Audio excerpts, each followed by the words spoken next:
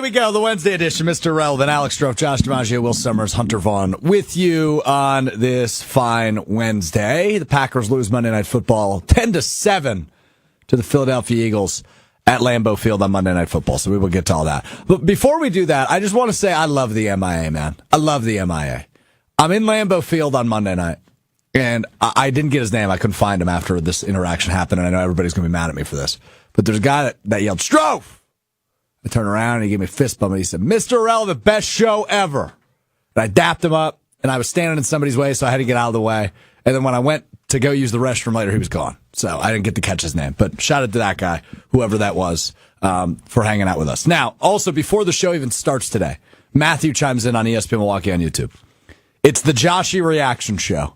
I've been waiting almost 48 hours for this. One of my first thoughts after that game on Monday was I cannot wait till Wednesday's Mr. Relevant. So we love the MIA.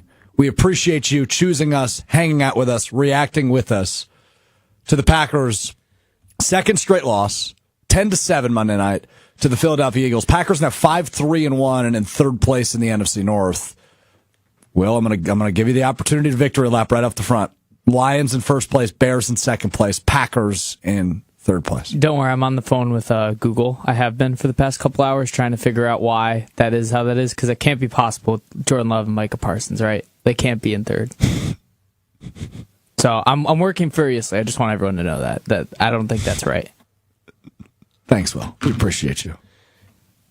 I hated that, but it was funny. I'm trying to vindicate you. Stop! I don't believe that. This is becoming one of my favorite bits. I cannot stand that the lowly Chicago Bears are somehow in front of that can't be right. I refuse to believe it. The guy with the failed quarterback. Stop! Are you willing, Strouf? Yeah. So glad this question wasn't coming towards me. Yeah, no, and you have every right. You do. Yeah. Are you now willing to start being actually critical of Matt LaFleur? Because last time we talked to the MIA, first of all, you were trying to sell. You had this level of belief and confidence that was from the start pretty clearly false, a fake. It was a little bit on. It was a little bit of a farce. Yeah, yeah. A little bit of a. I'll admit that. A little bit of a put on, because every time we said, "Well, what if that isn't the case?" Your entire sort of worldview collapsed around your beliefs in the Packers, and I think we saw the worst coach game from the Green Bay Packers since Mike McCarthy was fired. They're the only comp in terms of ineptitude is the games in which we said, you have Aaron Rodgers, you have to be better than this. Mm-hmm. With Mike McCarthy, which then shortly led to in sort of unprecedented midseason firing for the Packers, a team who typically never does something like that. All right. So the question is, am I willing to admit it? And here's what I've come up with. Between my drive back from Green Bay, listening to ESPN Wisconsin yesterday. I was off yesterday, but I listened all day long. I cooked yesterday morning, by the way. You had a great show. I listened to most of it. Thank you. You're welcome. That's why I love what we do, because I am a fan at the end of the day, right? Like I never pretend to be a journalist, right? Yeah, and here's the thing. We fan in different ways. Definitely. You fan positive, and I get mad because I want them to do better so much that it makes me angry. And you go, well, if I just ignore this, I could just have a good time, which is probably healthier. Probably. But the issue is, especially with this team, right? I can't ignore it. We are the same person, but from different sides of the coin. Correct. But it's why I love what we do and love that we get to do this, because we are all fans on this program, right?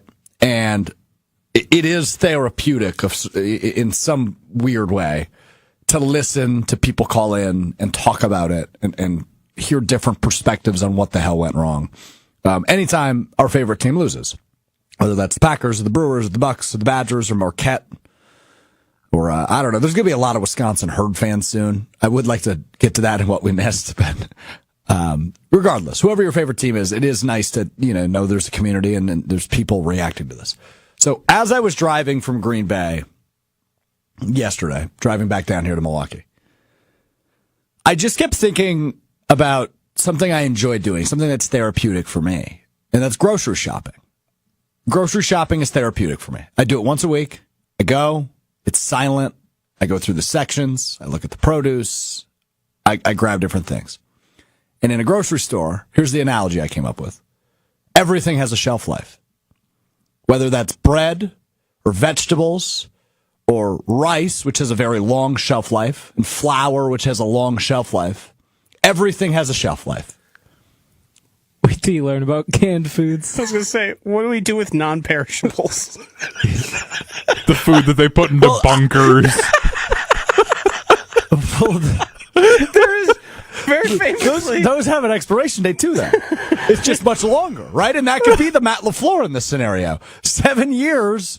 7 years is a long time. Right? And I feel like we got to a point early in the season where, like, I know we've all, you probably shouldn't do this, but we've all been in this position where you're at home and you see, like, let's say you've got a loaf of bread and you haven't really made a dent yet. But one end of the loaf of bread, there's like a little piece of mold on it. So you're like, oh, I'll just cut it down the middle and I can still use the other half of the bread. Which I've learned because I used to do this. Mm-hmm. If you have, because of the way fungus works, if you have it on the end, you have it throughout. Correct. Yeah. But people do this still. And we've all done it. Did it like 3 months ago. Yeah, we've all done it, right? Said, well, the other side. So it feels to me like the Packers offense early in the year, there was some concerning moments and some concerning themes occurring specifically in the Packers offense. And we were kind of treating it like that loaf of bread, right? Just, okay, we'll chop it off. We'll chop off that half of the muffin. The other half of the muffin's fine. And now I think we're realizing the whole damn loaf has mold on it. And why I bring up shelf lives is because in the NFL, it's really hard to survive as a head coach for 7 seasons. It just is. Leashes are not that long unless they're earned. And Matt LaFleur getting 1 seeds and leading MVP seasons and winning a playoff game with the youngest team in the NFL 2 years ago has extended his shelf life. But I think we're at a point now at 5-3-1, about halfway through the 2025 season, that we can acknowledge the league has caught up to Matt LaFleur. The guy we have touted as an offensive genius and a creative game planner and a creative play caller, he's lost his fastball. Is that to say he can't get it back? I'm still holding out hope that he can. But through 9 games this NFL season, this offense that was geared up to be really good, right? When we look at how this offense has been constructed, they invested in a first-round wide receiver for the first time since Javon Walker. They invested in the offensive line by adding Aaron Banks, moving Elton Jenkins to center. We thought that would be good. You add Josh Jacobs last year in free agency, one of the premier backs in the league. You pay Jordan Love $55 million a year because you view him as a guy that can be a top 5, top 3 quarterback at some point in his career. You have all these different pieces that, when you put them together, should create an incredibly successful offense in the National Football League. But it is very clear through 9 games, it is not working. The play caller, in this case Matt LaFleur, looks lost. He looks like he lacks creativity rather than is filled with creativity, like we have always thought he is. You talk about Jordan Love, and this is something I've said many times this season, Josh, you'll back me up on this. To me, it still appears Matt LaFleur doesn't trust Jordan Love in high-pressure, high-stakes situations. But something that's actually more concerning to me in regards to Jordan Love and Matt LaFleur, specifically their relationship is I'm there at the game on Monday night. I am staring at them during timeouts / high-pressure situations / high-stakes drives. And I'm noticing things. They're not communicating. There's no collaboration between the two of them. Matt LaFleur's talking into Jordan Love's helmet, and that's that. And you think back to high-level, MVP-level quarterbacks and their offensive play callers, there's almost always communication or collaboration or discussion or debate about things they should do. An inside zone being called out on 4th and 1 by a defensive lineman is about as rock bottom as you can hit it as an offense. To the point where a defensive lineman is yelling, inside zone this way, inside zone this way. Nobody calls a timeout. Nobody adjusts on the fly. And they fall short on 4th and 1. Which, by the way, the team you're playing, well, they're pretty darn good at converting on plays like that. So, I struggle with where is the creativity? Where is the genius offensive game plan? So, to answer your question in an incredibly long-winded fashion, Joshy, am I ready to come around that Matt LaFleur has stunk this year? Absolutely. It's more than just stinking, and maybe it's going to take you a while to get there. Whether or not he trusts Jordan Love, I think, is beside the fact. And it feels like an excuse people are trying to use to say, like, oh, Matt LaFleur just hasn't been really bad. The 4th and 1 call that you're talking about, the Eagles knew because the Packers have put on that exact situation on film 5 times to the tune where within a couple hours, Benjamin Solak for ESPN was able to do a cut up and show you all the times they've done that and how obvious it is. It was like 6 times through 9 games. It extends even further. There was a situation where the Eagles are in big trouble with one of their cornerback positions. Quinyon Mitchell's very good. Cooper DeJean, also pretty good. And then they have Adoree Jackson, who is a massive issue. They traded for multiple cornerbacks before the trade deadline to try and find another option suitable at that position. What ended up happening was Quinyon Mitchell, likely an all-pro, was targeted to an extent across all sides of the field and all different wide receivers that it leads me to believe, based on formation and players on the field, the Eagles' defense was able to determine who is likely to be Jordan Love's first read and how can we put our corner in the best spot to follow that guy around. Yep. That's really the only way that happens, other than, wow, they got extremely lucky that was the main target, because a first read is where the ball goes most often. It's such a valuable trait for a wide receiver to be that first read, because that is often where the play is designed to go. Matt LaFleur has simplified, dumbed down, and gotten so conservative that other defenses know specifically, if we show too high, they are going to run into it because they think they have a numbers advantage in the box, and that's going to work for them. The problem is they can't run for bleep. Josh Jacobs averaged 3.5 yards in the game, and Matt LaFleur had the nerve to get in front of everyone and say, yeah, I thought the run game was effective. No, it wasn't. 3.5 yards per carry is the worst mark in all the NFL. If being the worst in all the NFL is effective, then there is no floor. There is no bottom. There is no, well, it actually is bad. He's grown stubborn. He's grown convinced that he knows better than everyone. He micromanages and demands all the control. Because if you listen to Jordan Love when asked about, hey, they called out that 4th and 1 play, did you call that? He said, no, that's Matt's call. Because he doesn't give Jordan Love any of the ability to run an offense, to collaborate, to do things they do well. Jordan Love is best when he's attacking downfield, being aggressive. The Packers have erased the intermediate part of the field and the middle of the field. Yeah.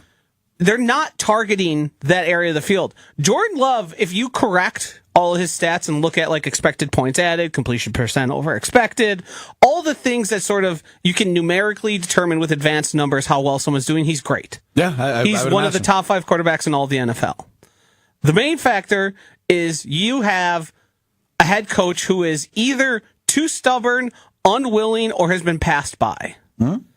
And the offensive line not blocking well is a factor. Definitely. But they've been awful. It's incumbent on the head coach to recognize, hey, they are trying. They want us to run the ball and do the short dink and dunk stuff because they know they're better off with you trying that because you're not as good as it and at it. And it's really hard for us to win football games when Jordan Love is attacking the downfield.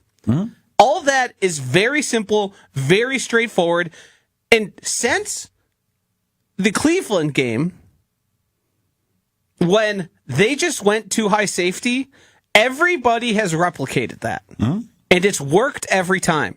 And I want to point out, the guy in Cleveland, Jim Schwartz, calling the defense, he's known for not doing too high safety. In that game, he called the highest percentage of too high safety of his career. He did it so much. And then everyone saw that and said, oh my God, Matt LaFleur combusts. He doesn't know what to do. Which, frankly, doesn't make any sense. It's embarrassing. It doesn't make any sense, though. You want to know what happened against the Carolina Panthers? We talked about them. They went and played the Saints. Attack downfield. Guess what? It worked.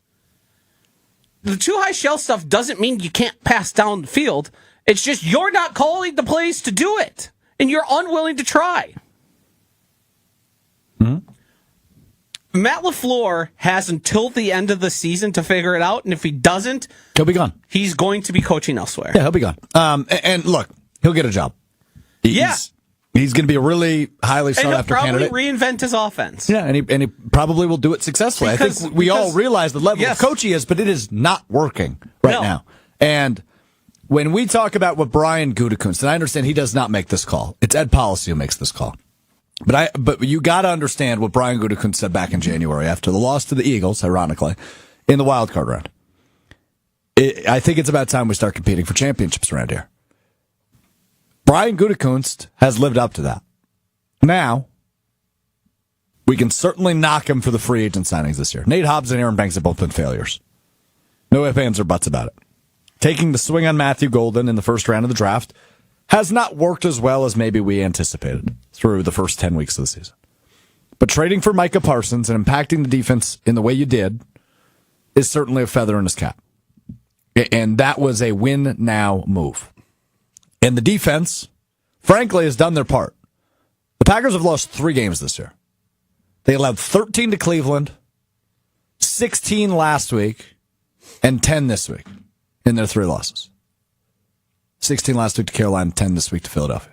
That's a combined 39 points for 3 losses in the National Football League. That's an unbelievably low total for 3 losses. 39 points allowed only.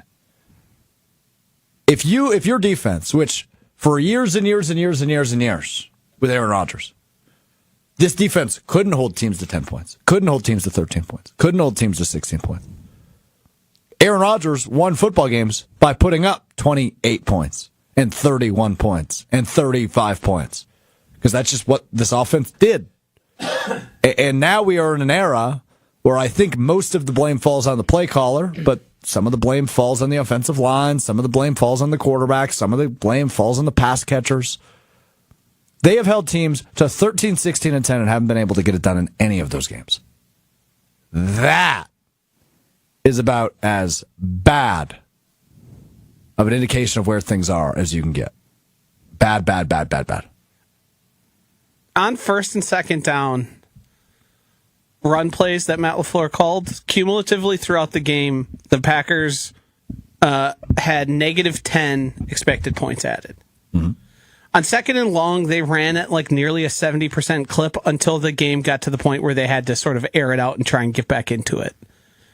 It's become so predictable and so identifiable that when it's 2nd and 7, mm-hmm. the 2 high safeties, as soon as the ball gets snapped, they come screaming down because they are so confident Matt LaFleur is going to call a run play that they're not worried about getting beat deep. The whole reason they are back there like that.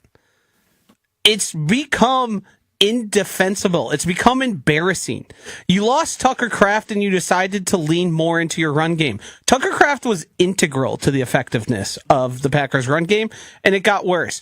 You have Luke Musgrave, who you're going to need to contribute meaningfully, and he didn't get targeted to start the game at any point. They ran run plays on 6 of the 7 first plays. It's a level of incompetence that had Matt LaFleur not had the previous success, he would have been fired by most teams. Yeah, I mean, here's the thing. The record, I think, also obviously helps. If they are 2-7, we're talking about this very differently than at 5-3-1. They were in first place of the division prior to Monday night. Yeah, I mean, and we can discount the the record has nothing to do with the coach. It has to do with the talent on the roster. Mm-hmm. And instead of getting creative and trying to put new things out there, maybe give guys opportunity, he decided, let's play the guy who was a wide receiver that converted to corner, that we're playing at wide receiver again, even though all throughout camp and the season has been in the defensive meeting room. Gave him 5 targets. Dontavian Wicks was back, didn't get targeted until, the third quarter, and they actually were effectively moving the ball. Christian Watson, how is he not part of the game plan? Yeah. Hell, Romeo Doubs, you couldn't stop targeting the guy. Why isn't he getting targets now? Yeah, it's... Have you guys thought at all that maybe the reason the offensive guru has regressed to seemingly never calling a game before could be because the quarterback can't handle the offense the way that Aaron Rodgers handled Matt LaFleur's offense? Well, Matt, it was handled because it seems like Matt LaFleur is just trying to redesign ways to make Jordan Love not look like he's inept. I don't think the he's offense... run out of ways. I have a lot of thoughts on this. Josh, you go first. The Matt LaFleur offense, what we've come to learn, Aaron Rodgers just disregarded Matt's play calls at times. Mm-hmm.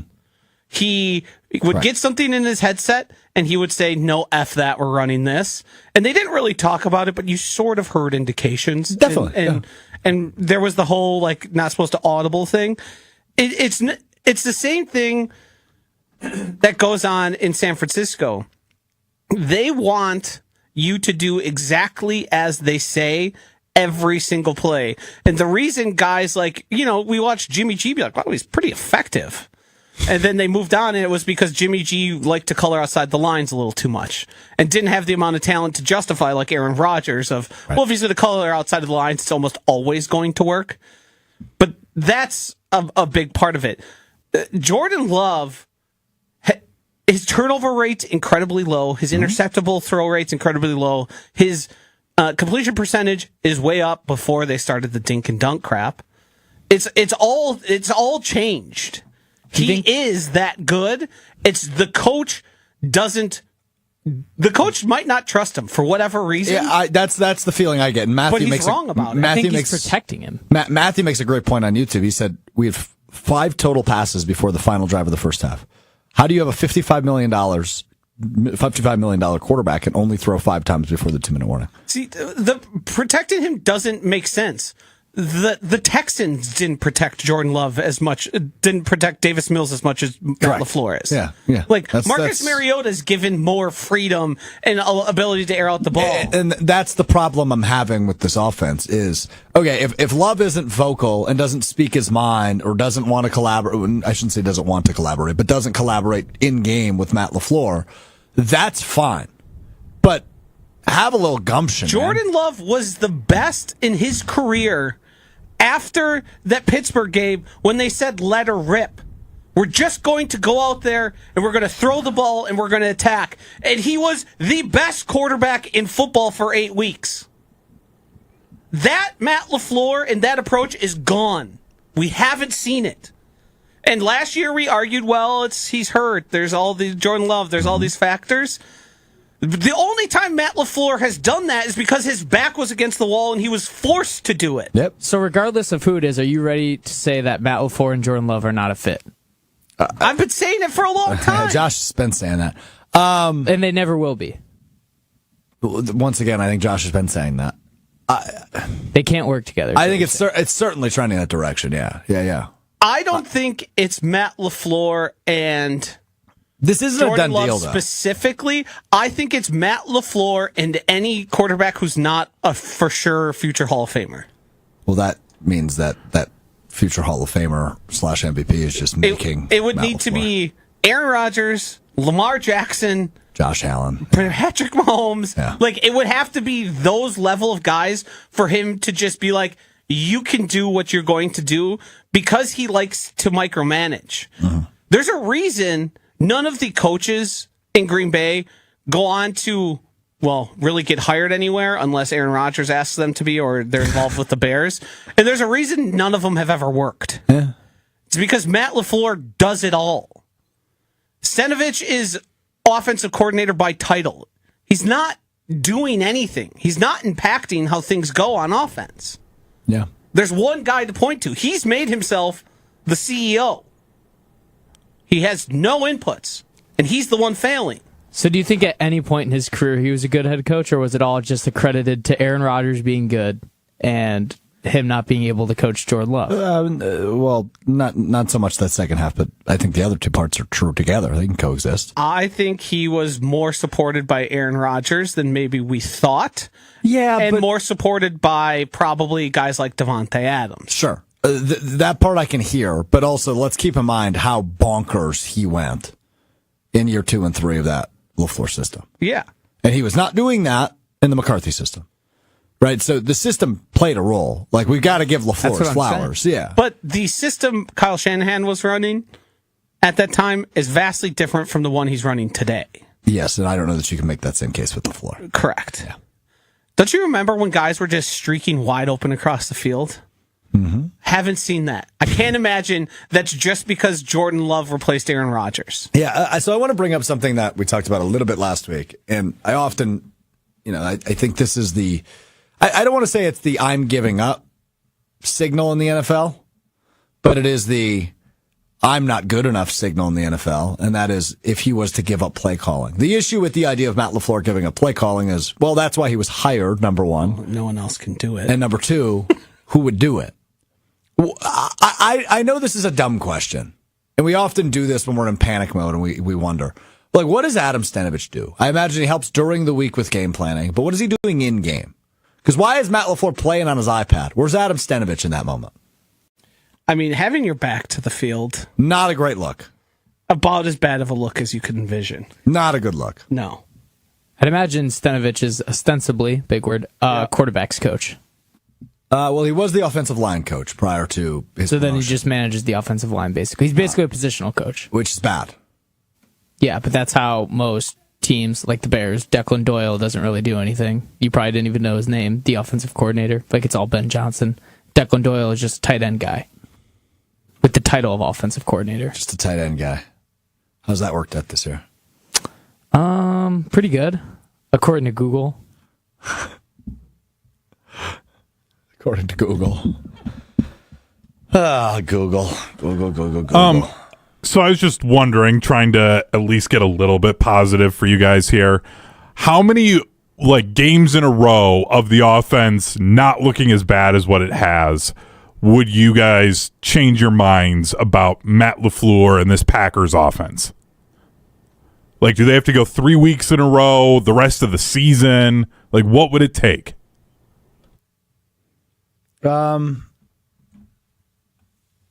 don't know if wins-loss is necessarily the true indicator. I think it's more so, what does it look like? Can you score points? What about just some rhythm? Yeah, some I continuity. don't care what the score is. There's no rhythm. No, it feels really messy. I still think Matt LaFleur can win his job back.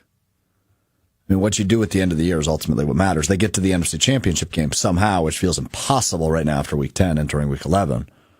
If they get to the NFC Championship game, I think he's back. I mean, what I need to see is I need to see them scoring 27, 30 points. Consistently. Yes. Yeah. I need to see them coming out and putting points on the board early. Because when you have a good defense, them playing with the lead and forcing teams to pass the ball is only going to be better for your defense. Yeah, that's something you and I talked about a few weeks ago. I thought last year they needed early leads. This year they win games with early leads. Yes. They needed early leads to keep pace last year. Uh-huh. Where this year, I think if you get an early lead, you can end a game early. And they've done that. You want opponents to be in a spot where they're putting the ball at risk and they aren't just playing keep away like they were, like the Panthers did. Yeah. 0-0 halftime score, by the way. Woof. Imagine going to that game. That would have sucked. It was warmer in the stadium than it was outside.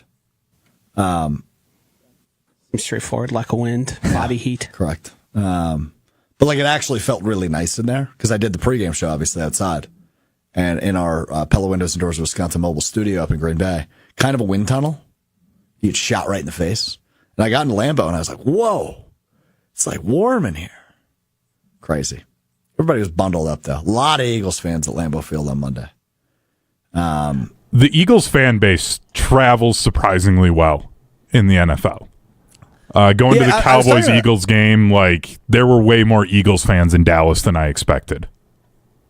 I was talking to a fan of Green Bay Game Day who was in from Connecticut, and he was asking me, he was like, does it seem like the visiting fans have gotten more and more the last couple of years? And I said yes.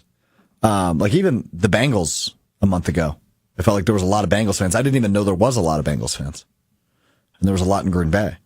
Carolina, yeah, there was a bit, but that's normal, right? Because Lambeau's such a destination. But I would say against contenders the past few years, it's almost felt like a infiltration of sorts. Like Detroit has traveled so damn well that it's like 40, 60 Detroit fans to Green Bay fans. Monday was probably like 30, 70, would be my guess. And everybody had those cream cheese hats. And I asked one guy who was sitting by me, I was like, where did you get that? And he goes, it was a free handout. So somebody printed 1 million of those off and just handed them out. So anyway, there's your fun fact of the day. All right, let's get the stock up, stock down. We do this each and every day or two after games. Some stocks go up, some stocks go down. It's not an indication of the whole season, except, well, today it is.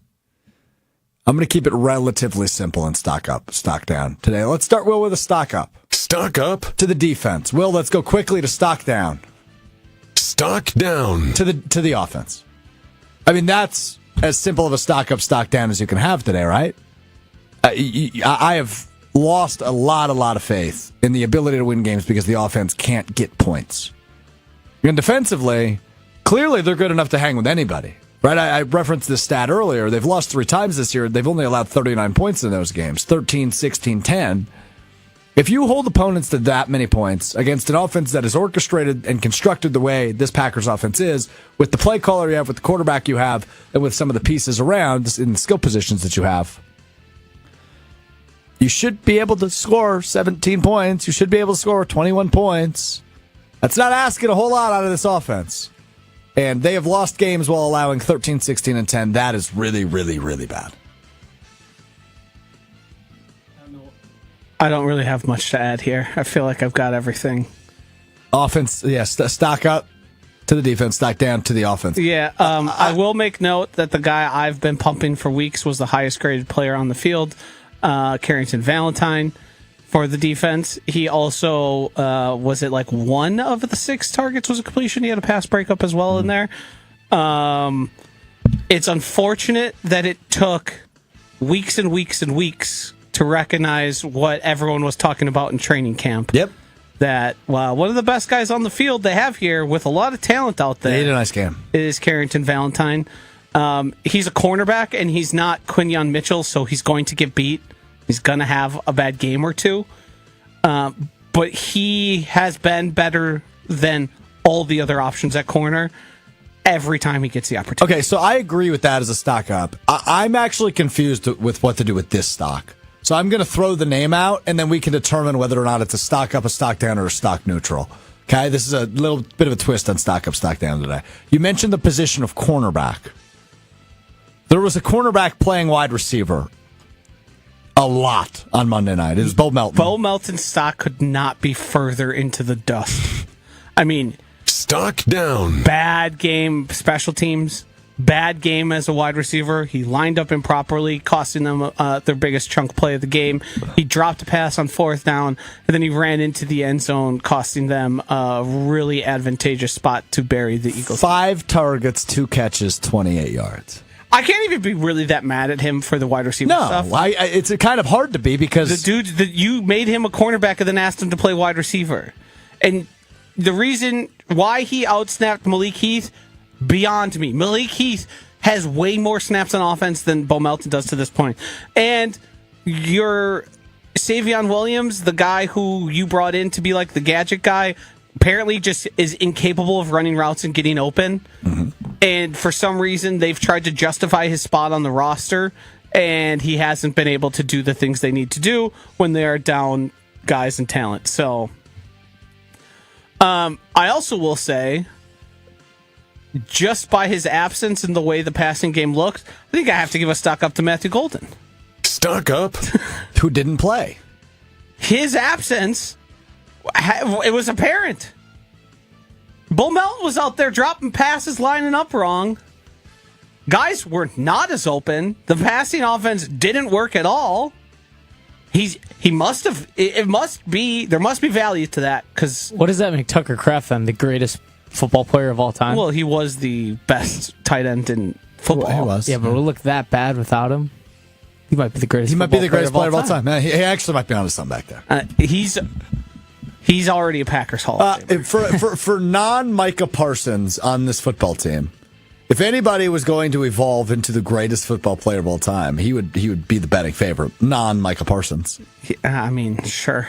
I guess I don't know how to categorize that. Matthew chimes in, stock down, not using the substitute kicker. Yeah. Substitute teacher. I mean, that. Stock down. What the hell was that? Which part are we referring to? The broadcast saying this is the first time he's felt semi-healthy. Obviously something he got from Brandon McManus. Them not trying field goals from 57 yards.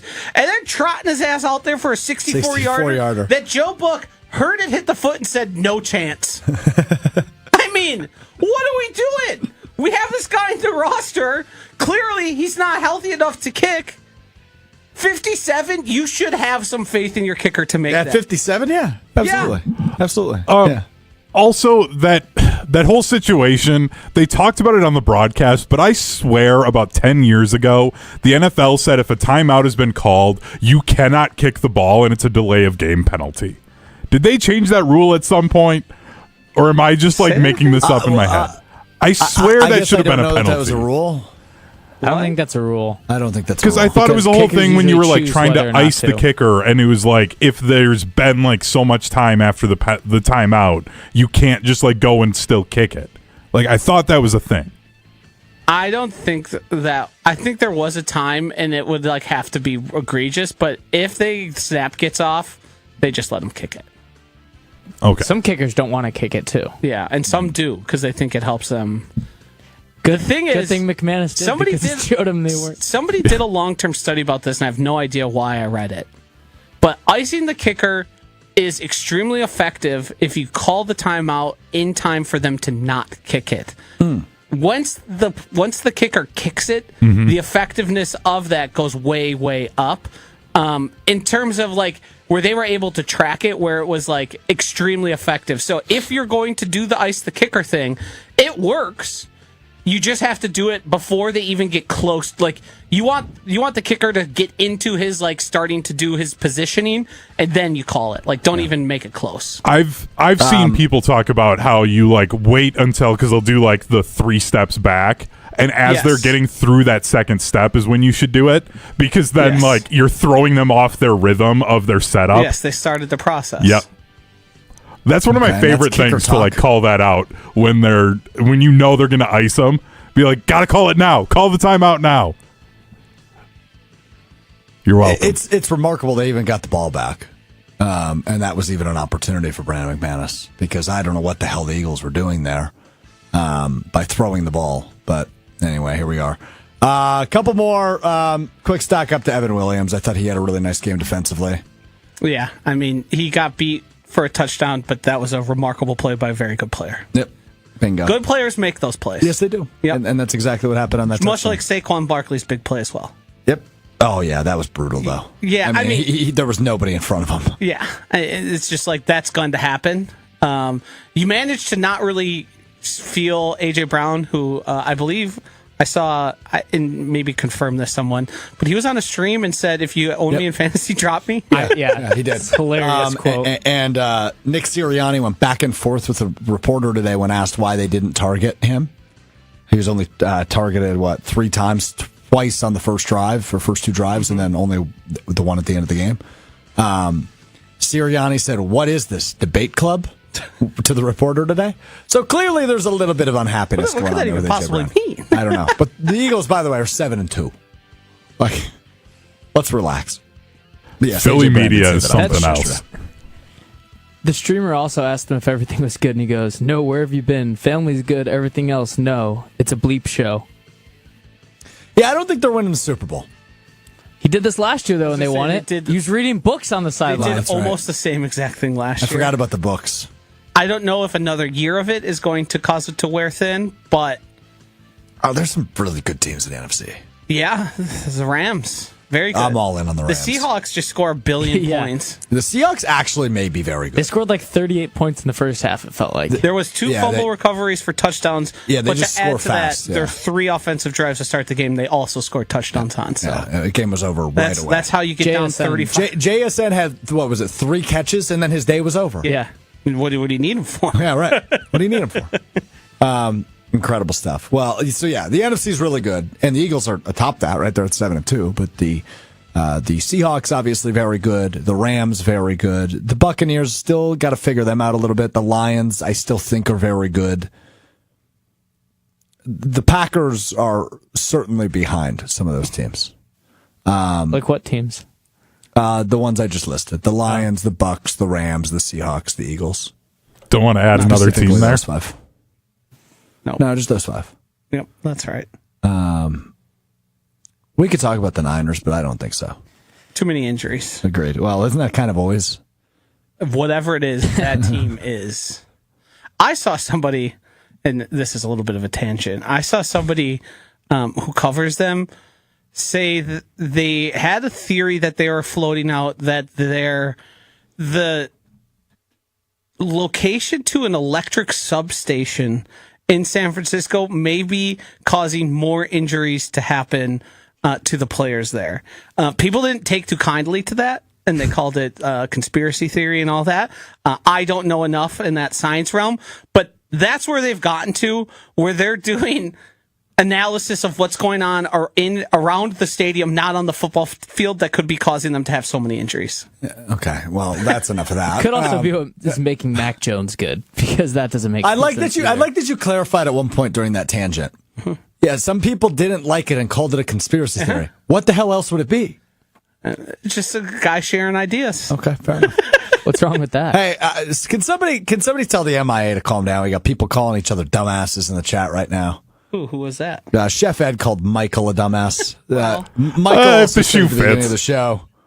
Yeah, Michael said right at the beginning of the show, "God, this show sucks." Bye, and he's been here the entire time. So appreciate you watching, He's Michael. also calling Craig on me. Oh no, Nobody loves nobody loves our content more than Michael, even though he says he hates it. Before we get to Will's Week and review what we missed, I do just want to say 2 notes on this Sunday's game between the Packers and the Giants. Note 1 is announced today by their offensive coordinator, Mike Kafka, I think is how you say it. Kafka. Kafka. I think it is. I went to school with a last name like that. It was Kafka, so I don't know. Kafka. He announced that if Jackson Dart doesn't, it sounds this way. It's been reported a couple different ways, but it sounds to me like if Jackson Dart doesn't clear concussion protocol, it will be Jameis Winston who starts on Sunday. Otherwise, he will be the backup to Dart, making Russell Wilson QB3. So it will be Winston, or Dart this weekend between the Packers and the Giants, which, to be real honest with you, I think Jameis Winston is the worst thing that could happen to the Packers. I'm terrified of either of those quarterbacks. If it's Jackson Dart and he clears concussion protocol, or Jameis. Nobody plays with more reckless abandon that could win them a game Than either of those guys. Yeah. Yeah. And by the way, there's the fired coach theory also that Yes. Brian Dable was like. Also, Jameis Winston, as much as he wins you games, he loses them. That's true. So there is opportunity to have a great defensive game, Well, you turn got the ball over a ton. The Packers have really struggled to force turnovers this year. I think Yes. that fumble on Monday was only their 6th turnover that they forced this year.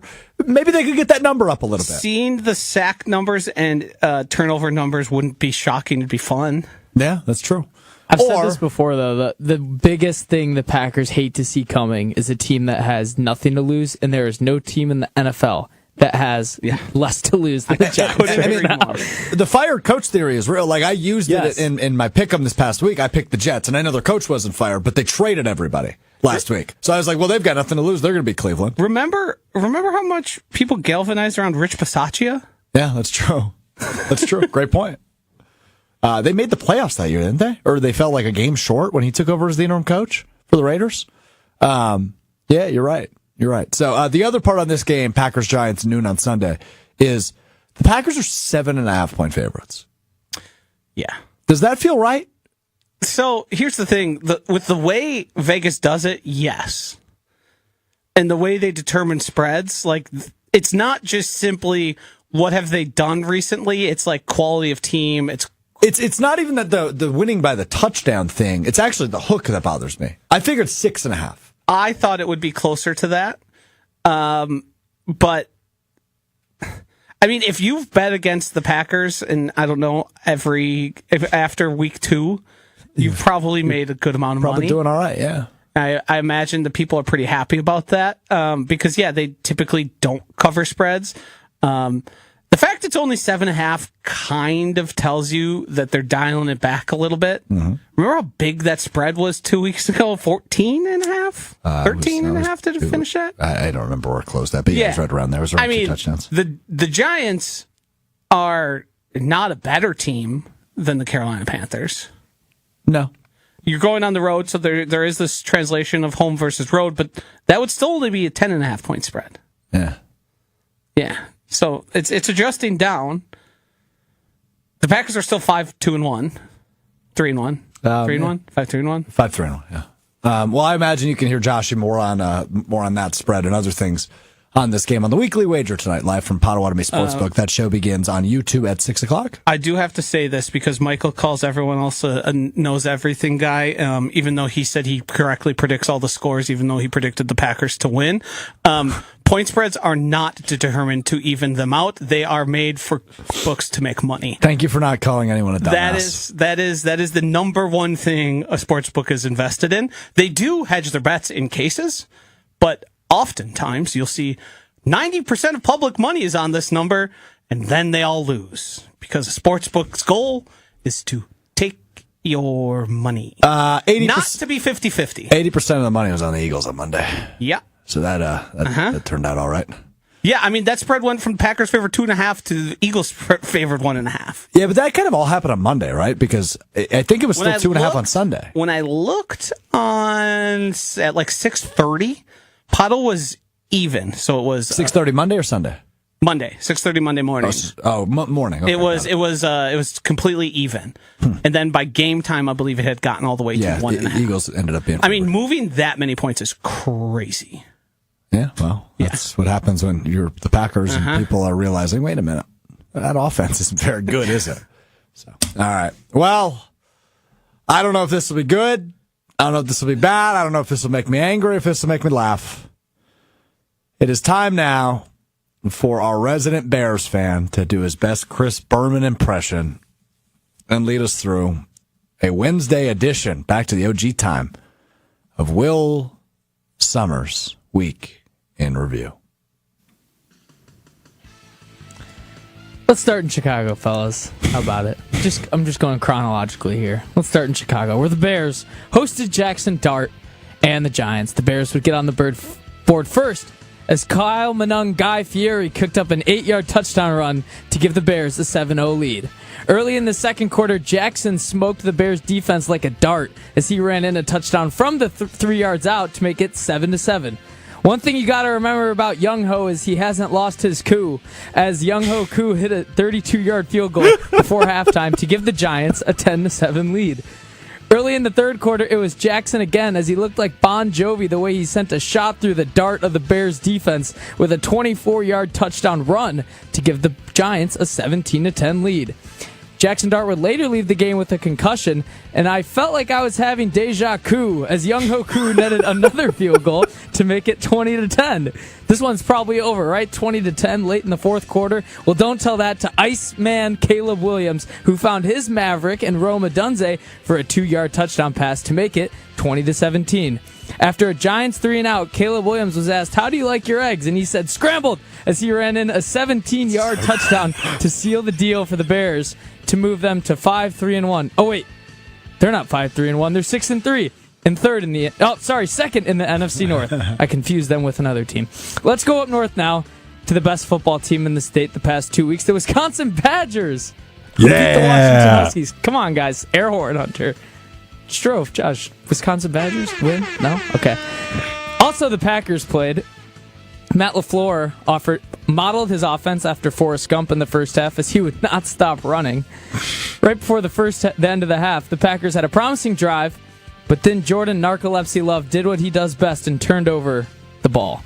After a riveting first half of football, the Eagles offense finally melted the Packers defense for some points when Philly cheese Jake Elliott kicked a 39-yard field goal to make it 3-0.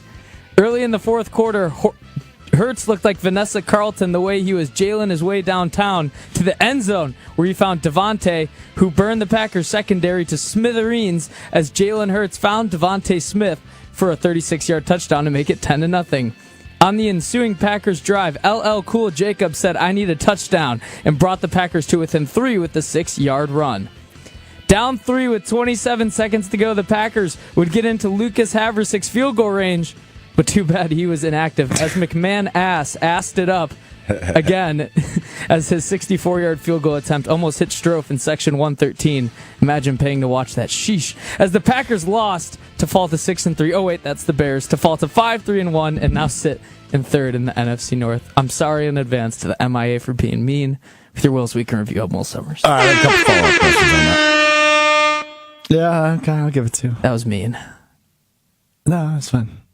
Can you pronounce the Giants kicker's name? Young Hoku. All right. So that is incorrect. It's Young Waku. Oh, jeez. Whoops.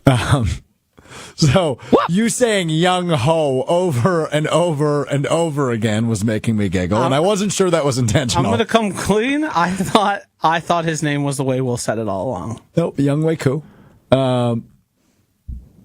No, it's Young Hoku. You are wrong. Since when is it not Young Way? Since never. I just looked it up. Okay. We're going to debate this one. It's not a debate. That's an unfortunate first name. I just always thought it wasn't. I'm going to say this. You're going to say? It says Young Hui. Hui. Yeah. Young Way. That's what I found here. Okay, so I was right. Seems like. Okay. Yeah. I was going to say, between you two getting into pronunciation. It's not spelled that way. No, it is not. That's correct. It's almost like get into a sometimes names are pronunciation pronounced office. differently than how they're spelled. Some words do that. Yeah. Especially in not our native language. I feel like I'm having deja vu right now. That was a good one. Deja vu was good. All in all, it wasn't as mean as I was anticipating. I could live with it. I think I lost my coup. Good Badgers pop in there, by the way. Good for the Badgers. Congrats to the Badgers team. Yeah. Yeah. Well, Speaking of the Badgers, very real possibility here. We might have the what do you do with Carter Smith's red shirt. He wins the next 3 games. That bowl game, what do? He can only play in 4. If I were Carter Smith, I'd tell the University of Wisconsin to go take a hike, and you're not taking my red shirt. Yeah, that's what would actually happen. But just the fact that it is alive after a week of me making a joke about it is incredible. I'm so fired up about the football program right now. I was flabbergasted that they actually went to him. Mm-hmm. I didn't think they'd do that. Well, I think I had to. Yeah, it's either that so I think or anything is in the realm of Correct to possibility. Will's point. But he was kind of like Jackson Dart-esque spark plug. I like that out of him. Like, just kind of had no regard for human life, was running around like crazy. The box score sucks, but if you're watching the game, you're like, this guy might be the best quarterback of all Exactly. time. Yeah, exactly. Box score stunk. But boy, was he running around like crazy. And just like Jordan Love, he liked getting hit. He didn't want to slide. All right, let's get to what we missed, which is presented by Door County Distillery. Locally produced, handcrafted, award-winning spirits made locally in Door County. They've got rums, they've got whiskeys, they've got brandies, they've got gins, they've got vodkas. All the in-betweens for you. Elevate your Thanksgiving gathering. It's coming up quick. Cherry brandy for your old fashions. Maybe a little bourbon for your old fashions. Maybe just a little bourbon in general. I love their bourbon at Door County Distillery. Visit the website, doorcountydistillery.com. Find the retailer nearest you, as well as a huge list of unique cocktail recipes. That is doorcountydistillery.com. I mentioned this earlier. You know where I'm going? The G League, I have no idea. I just got to say this real quick. I just want to get this quick thing off my chest. The Wisconsin herd might be kind of sick. Are you aware who's on the roster? Johnny Davis, and that's it. Well, so last week they signed Victor Oladipo, the former National Player of the Year, 2-time NBA All-Star, former number 2 overall pick. Very keyword there. Former? Yes. Yeah, he's old. But he's How many knee surgeries does he have? He's wearing jersey number like 56 in the G League, which is wild to me. So Victor Oladipo on the Wisconsin I Herd. saw that highlight and I thought, that's got to be a different. I didn't look. I was like, that's got to be a different Oladipo. No, There's it is- no way that guy it is is him. playing in the G League. Victor Oladipo is in Oshkosh, Wisconsin. That is correct. You read it right. Johnny Davis, you were correct. 2020 Mr. Basketball, former finalist for the National Player of the Year at Wisconsin. Obviously had a great year, or great couple of years there, great career at Wisconsin. Got drafted in the first round by Washington. Hasn't really panned out. Now he's a member of the Herd. And then Alex Antetokounmpo, the youngest brother of the Antetokounmpo family, is on the Herd. So that team's kind of sick. Don't they have Rice Lake legend Henry Ellenson on the team as well? Former I don't Marquette think they Golden don't Eagle. this year. He was on the team last year. He's not on the team this year. When you brought this up, I thought there was like going to be some breaking news, but they just have 3 guys. He just read the roster. That's all this was. They just have 3 guys whose names that you know. Well, it's a G League team. They only have like 11 Exactly, guys on the it's a roster. G League But they have like Mark Sears is on that team. He was the really good point guard at Alabama last year. Great. He's on that team. Are we hanging the banner if the Herd win the G League championship? Oh yeah. What would be more important to you, Josh? If the Herd win a G League championship or the Bucks winning the NBA Cup last year? Which one is more important? The Chicago Blackhawks winning the Stanley Cup. Hell yeah, brother. Puck guys back. Play Chelsea Dagger. Dude, I don't just have that ready to go. What are we talking about? I know. Play It Chelsea was Dagger. a figurative, like, Yeah. play cue the Chelsea Dagger. Chelsea Dagger. All right, well, what do you got? Okay.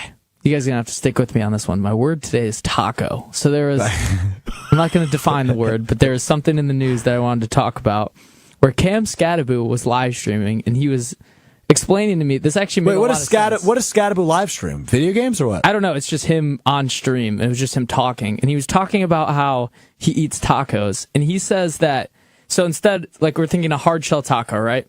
How it's like vertical and you turn your head, right? Yeah. He said he doesn't let the taco dominate him.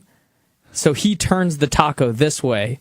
Instead of the taco making him turn his head, he turns the taco. But wouldn't the he doesn't let the taco dominate him. But wouldn't the belongings of the taco fall out? Not according to him. He said, are you going to dominate a taco or are you going to let it dominate you? Cam Skattebo. This guy. Fascinating. This guy. I think I'm going to stop letting tacos dominate me. He would be a guy if he was young, old enough. He would still be doing Chuck Norris jokes in 2025. If he had come up in what that, a random. that's just the type of guy he is. Where like that, they just think that type of stuff is so funny. I mean, he's an absolute dummy. Do you see the video? There's an iconic video of in Arizona State. They're walking out. Yes. Yes. Slamming his head against the brick wall, and someone walks by and they go, "What exercise is that?" And it's just making like the Not a worst smart one. sound ever. Yeah, like they're wearing white helmets too. It's getting all scraped up. Just banging his head against I the wall. think if I had to interact with Cam Skattebo, I'd hate him. But watching him is a delight. I think you He's just have to try one to, of one. Do you meet people often where you're like, I hate that guy? Hell yeah, You? of course. Okay. I think you'd have Yeah. to try to like wrestle him off the rip to gain his respect. Yeah, even if he beats you, Yeah. he has to know you're in for a duel. Yeah. We all have those friends, like especially growing up as men, like the friend who was always like tackling you Oh, yeah. or punching you. Oh, yeah. And you're like, just Yeah. leave me alone. Stop. Can I just watch the game for Christ's sake? Just wants to pick on you. Yeah. Yeah, I had a lot of friends like that picked on me. Can you believe that one? Yeah, no, not at all. I share none of the similarities to that. Yeah, it's just the friend who's always being a pest. Yeah. And it's like they have energy and they need it to go somewhere. So it ends up in them punching you, sack taps, all that. Or type of you'd stuff. just be standing up and it'll kind of like line up like a wrestler does in college where it'll just start getting low on you. Oh, yeah. Like, I have friends that do that. Yeah. Absolutely. It could be anywhere too, in a bar. Matthew chimes in. That guy, Joshy, was the best man at my wedding. Exactly. One of my best friends is that guy. I mean, Yeah. he always, for some reason, also has pocket knives, and he's always Oh, doing the butterfly thing? Yeah. it's like, stop it. But those are also the guys You're that gonna hurt yourself. you make the call at 2 a.m. because you need somebody. He's right there. Yes. Like, they're lunatics, but they're ready to go for you when you need them. Amazing. All right. Well, let's get out of here. Well, nice job today. Tacos. Thank you. Don't let the taco dominate you. I'm no longer letting tacos dominate me. Taco dominator. Good. Got a question for me or no? Nope. Oh, yeah. How would you evaluate your program today? And your performance specifically? Josh, can you do the rankings? I don't know if I should be doing the rankings. I think we need a self-evaluation. That's what we're going for here. But particularly only me. Yeah. I thought I had a good day today. All in all, I thought I led the conversation well. I thought it was creative. I liked talking about bread and grocery shopping as therapeutic activity. We did have a flaw in sort of our whole beginning salvo, let's call it. Salvo. Yeah. And Will, define that for us. What did he say? I don't know. Salvo? You can Google it. Spelled just like it sounds. I thought you had a particularly good show for what we've seen recently out of you. A simultaneous discharge of artillery. Wow. Right? That's right. See right? how it makes sense? Yeah, it does make he sense. comes in here, he comes guns a-blazing, Yeah, salvo. fires off some takes. There we go. All right, that will do it for us today. Appreciate you hanging out with us. We do this every Monday, Wednesday, and Friday, beginning at 12:30 Central, ESPN Milwaukee, ESPN Madison on YouTube. You can also find us, ESPN Wisconsin app, Apple Podcasts, Spotify, and wherever you get your podcasts. I mean, Dan the man, Will number one, seems biased. Yeah, a little biased. That seems unbiased. A little biased. He's just like you, just calls it like he sees it. Yeah, that's how I do it. Mike, Matthew 1, Matthew 2, Chef Ed, Dan the man. Good to see you all. Hanging out with us. Joseph S. was in the chat a while as well. I probably missed a couple other people. But appreciate you interacting, hanging out with us. We'll be back with you on Friday, beginning at 12:30 Central. We'll talk to you then. Peace.